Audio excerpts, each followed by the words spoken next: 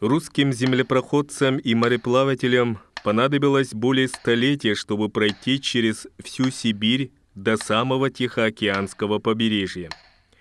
Только в течение XVII века было построено 45 зимовий и острогов, которые положили начало основанию сибирских городов. В челобитной казачьего головы Петра Бекетова записано: «Да в прошлом, государь, в 1635 году послан я, холоп твой, со служивыми людьми на великой реке Лени. На устье реки Алекмы острог поставил и всякие острожные крепости учинил». Алекминский острог XVII века состоял из ясачных и жилых изб, а также амбаров для хранения пушнины.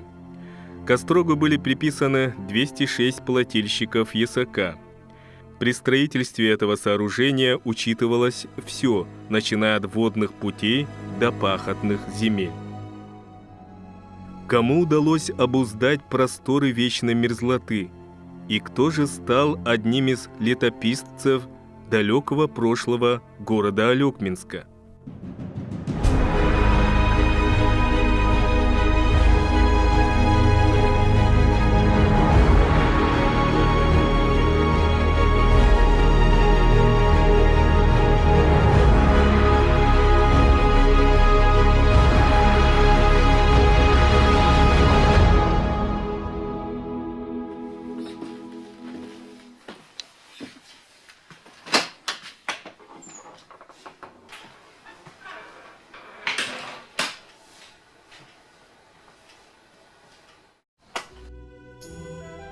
При виде этих фотографий буквально захватывает дух.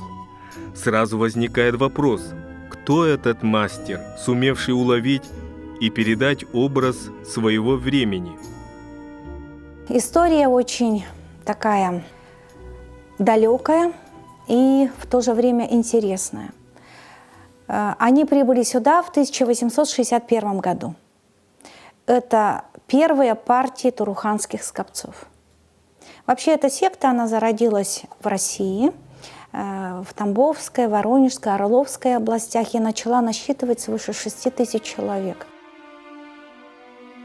В Туруханском крае, где ранее были на поселении скопцы, не было возможности заниматься торговлей, рыбными промыслами, а все попытки освоить сельское хозяйство не увенчались успехом. Разоренные и голодные скопцы направляли прошения в высочайшие инстанции о переселении их в местности с более благоприятными условиями.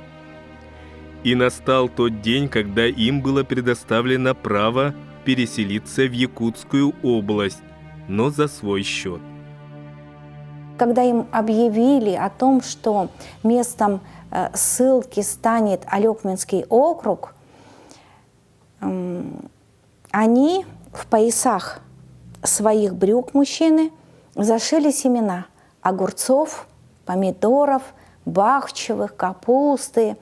И прибыли они, очевидно, на тех же карбазах деревянных. И Алекминский окружной исправник, зная, что им нельзя было находиться и проживать рядом с православными, он выделил им участок за городом, который сейчас является центром нашего города, и улица называется Спасская, а сами скопцы ее обозначили тогда селение Спасское. Кто же такие скопцы и почему их селили в отдалении от других жителей? Эта секта зародилась в XVII веке, когда произошел раскол в православной церкви.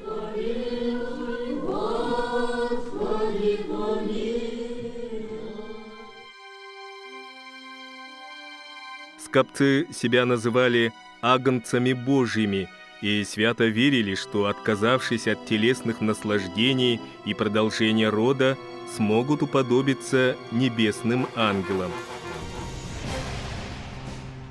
В России секта была самой могущественной, а причина была в материальной выгоде.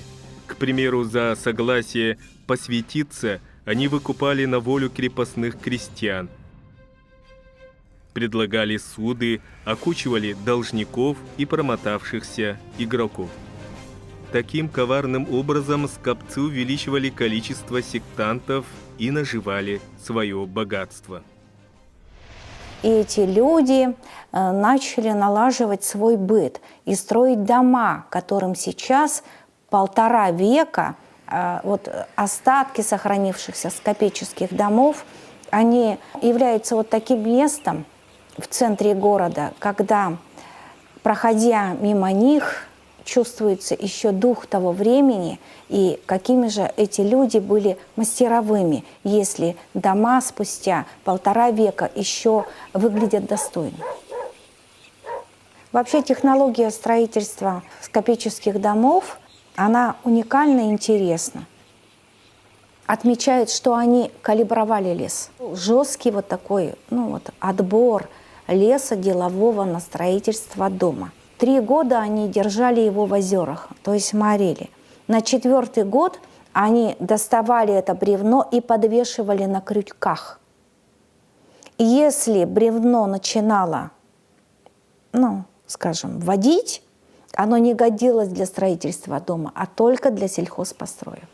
И затем на 5-й год они его клали на землю и обрабатывали бычьей мочой. Это отличный антисептик. К нему не могла пристать никакая зараза в виде, допустим, грибка, который поедает и разрушает дерево.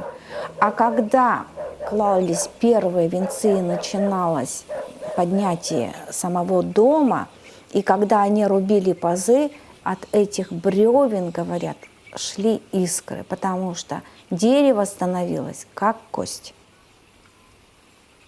Старожилы вспоминают, что они очень жили обособленно, по 3-4 человека. Сестрицы стряпали, содержали домашнее хозяйство. Мужчины у них были на работах тяжелых, на сельхоз и кузнечными делом занимались. У них было много цветов на окнах. В домах было очень чисто. Сами они выглядели хорошо, чисто одевались, следили за собой. Но чувствовалась в их домах тоска. Не было слышно детских голосов, только лай собак. Вот они держали собак, ограждались от города, жили обособленно.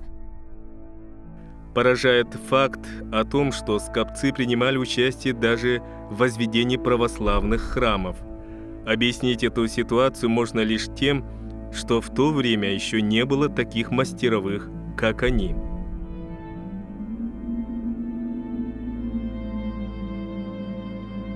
Они поняли, что в Алёкминске глина очень такой материал, жирная глина, пластичная, и они поняли, что можно обжигать и получать кирпичи высшего качества. Вот эти кирпичи, они применялись в строительстве культовых зданий в Алёкминске, и даже наши алёкминские скопцы приглашались на строительство культовых зданий в город Якутск. Скопцы отличались не только своим трудолюбием. Они были и прекрасными предпринимателями и знали, как заработать, во что вкладывать деньги, чтобы община жила в достатке и ни в чем не нуждалась. Для этого они были готовы пойти даже на подкуп нужных чиновников. Сохранились каталоги торгового дома «Домашнее хозяйство», откуда они выписывали товары для обустройства своего быта. Скопцы механизировали свое производство и специально из Германии заказывали водяные и паровые мельницы. Строили теплицы, чтобы выращивать арбузы, дыни и даже виноград. В их домах столы ломились от диковинной пищи, что для северян было настоящим чудом. И с приездом скопцов открылись первые рыночные отношения в Алёкминске. значит, излишки своего труда они вывозили и продавали. Был базар в Алекминске. С развитием ленско-витимских приисков появился рынок сбыта их продукции. Даже была конкуренция с иркутскими торговыми людьми. Когда иркутские привозили муку, они в это время опускали цены на свою муку. Кто же будет покупать у иркутских? Они дожидались, когда наступала осень, и иркутским нужно было уже уезжать, и тогда они, собрав все деньги своих хозяйств, подходили к ним и сбрасывали цены и покупали у них оптом. А когда становилась зимняя дорога, продавали приискам муку уже в 2 раза дороже. И все их помыслы были направлены на наживу. Они очень любили работать, получать доход. И когда, допустим, скопец понимал, что его дни сочтены, он передавал свои деньги и золото другому более моложе себя скопцу. Кому удалось создать и сохранить уникальную летопись жителей Алекминского района на стыке 2 веков? Принадлежит это наследие скопцу по неволе Ерофею Петровичу Иресько. 2000 стеклянных негативов этого фотохудожника пролежали 1,5 века в ожидании своего часа.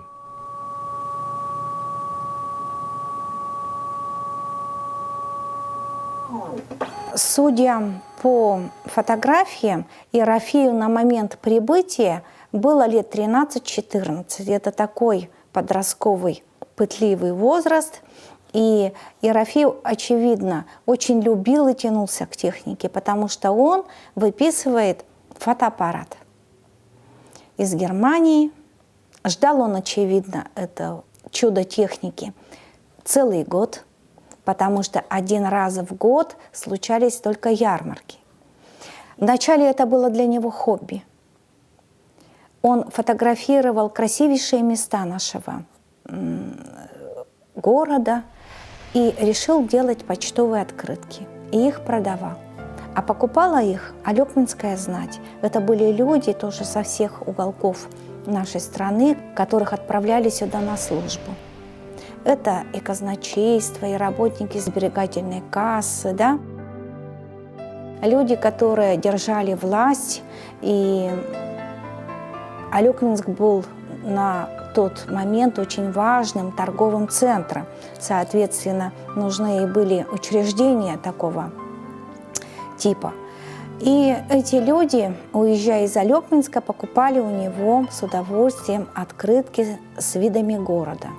Он понимает, что это дело, приносящее прибыль, и открывает в Алекминске фотоателье.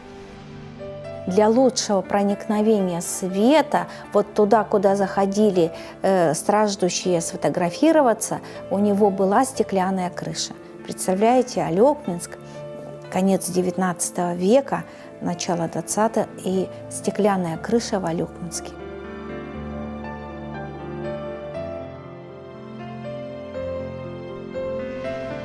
Свыше 1000, я думаю, это портретных только снимков людей разных сословий, национальностей, которые приходили к Ерофею, чтобы запечатлеть себя на фотоснимке. Люди жили в суровых климатических условиях по сравнению с Россией, но алекминчане выглядели очень достойно на фотографиях. Это и дамы имеют наряды, обувь из Франции, да, и головные уборы, шляпы всевозможные. Народ имел доступ вот к таким товарам, мог заказывать и был просвещен. Ирина Кентьевна, вот нашла в альбоме семейном у папы вот эту фотографию, да? Не знаю, может, это кто фотографировал, здесь не видно, размыто. Но посмотрите, как бы знакомое, да, вот это вот. Ну, я так, очень так это же сомневаюсь. это декорации Ерофея Иресько. Так, Да где вы что? кто у нас? Ну, смотрите. Что там? Иресько, Алекминск. Да вы что? Так я помню эту семью. Так, давайте зайдем Очень интересно. в семья и полистаем. Видите, семьи какие разные. Мгм. Но я видела вот это именно фото. Мне еще в глаза бросилась эта девочка. Вот! Да, Господи, посмотрите, как тут ярче намного, чем здесь. да, ну здесь время сделало свое дело. Посмотрите. И вот оно, это фото. Так это получается ваш папа? Это мой папа. Ну, какая прелесть. Это какие мой дети. папа, ему здесь 5 лет.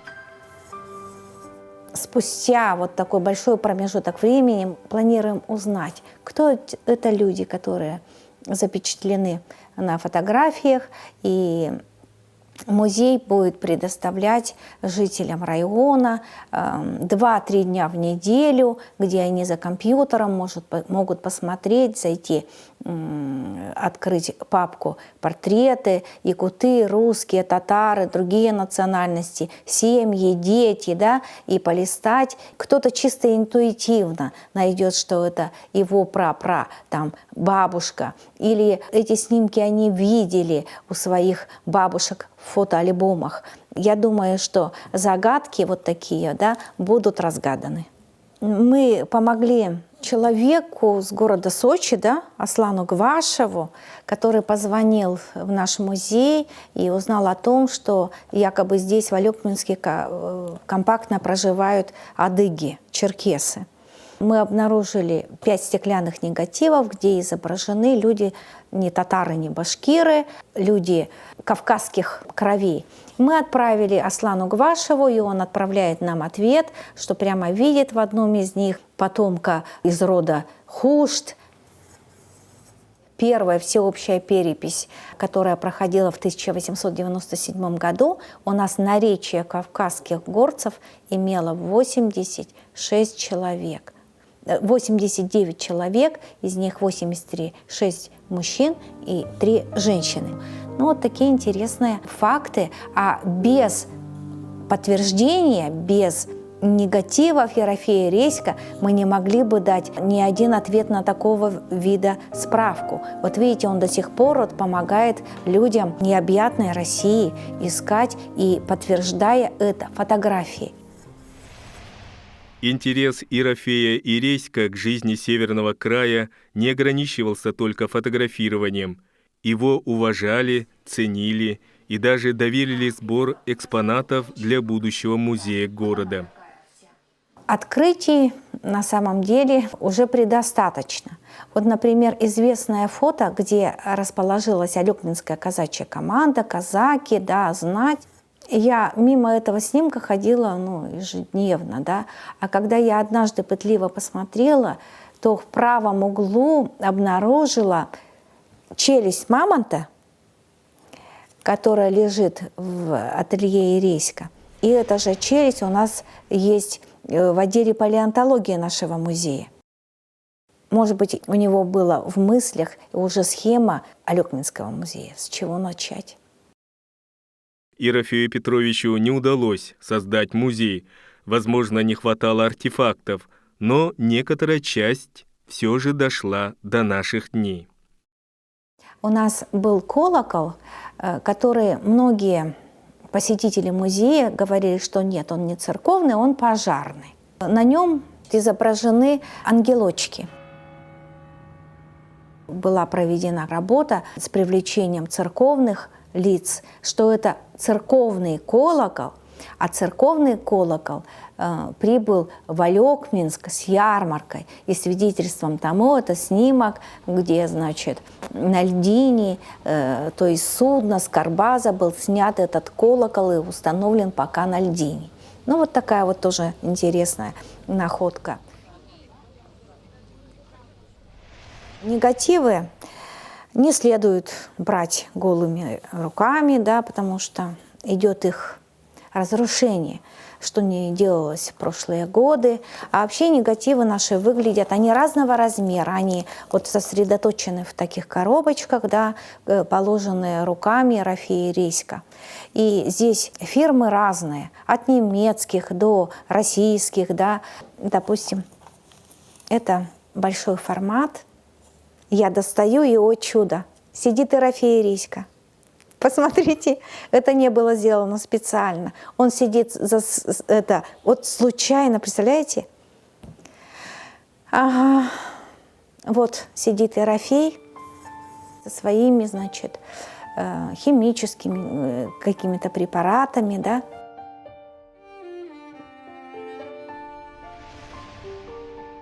Дом Ерофея Редька всегда был открыт для тех, кто интересовался техникой и искусством фотографии. Среди них был немецкий и российский ученый, исследователь Евгений Васильевич Пфитценмайер.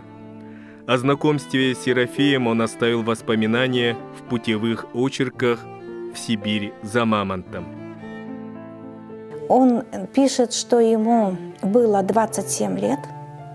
Он его описывает как высокого, красивого парня-украинца.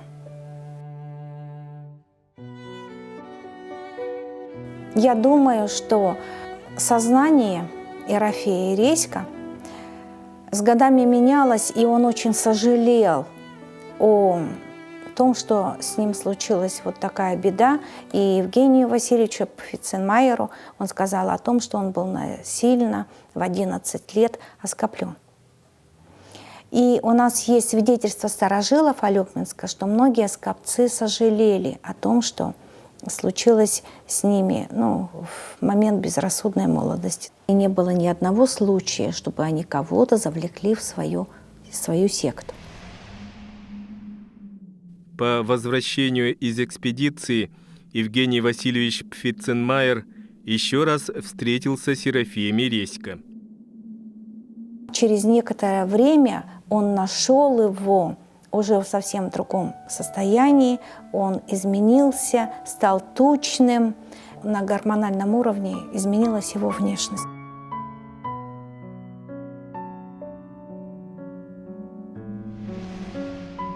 Время шло. Братья и сестры общины старели и умирали. Когда им разрешили покинуть Алёкминск, многие отказались оставлять насиженные места, куда было вложено много сил, энергии, времени и лучших лет жизни. Осуществить свою мечту удалось только Ерофею Петровичу Редько. Ерофей Редька оставляет, значит, свои негативы Прохору Половинкину, а тот, в свою очередь, передает старожилам Алёкминска. И где они хранились? Очевидно, в кладовых, на крышах домов. И когда открывает свои двери в далеком 1957 году музей, и первый его директор Василий Еремеевич Корнилов, он взял на хранение вот эти стеклянные негативы Редька. Они долгое время лежали и ждали своего часа, так скажем. Ерофей Петрович лично для меня – это глыба, это личность, это человек, который волей судьбы, оказавшись здесь, не имел какого-то вот такого, скажем, пренебрежения, к людям, какого-то вот такого отчуждения. Он был человеком широких взглядов, мне кажется, милосердным и большой личностью. И Редька, пишет, уехал незадолго до Великой Отечественной войны. И пишут, что он уезжал еще не совсем старым человеком. Да. Куда он уехал, это остается для нас загадкой и тайной. Это трагично, когда вот человек такого уровня, как Песчинка, потерялся.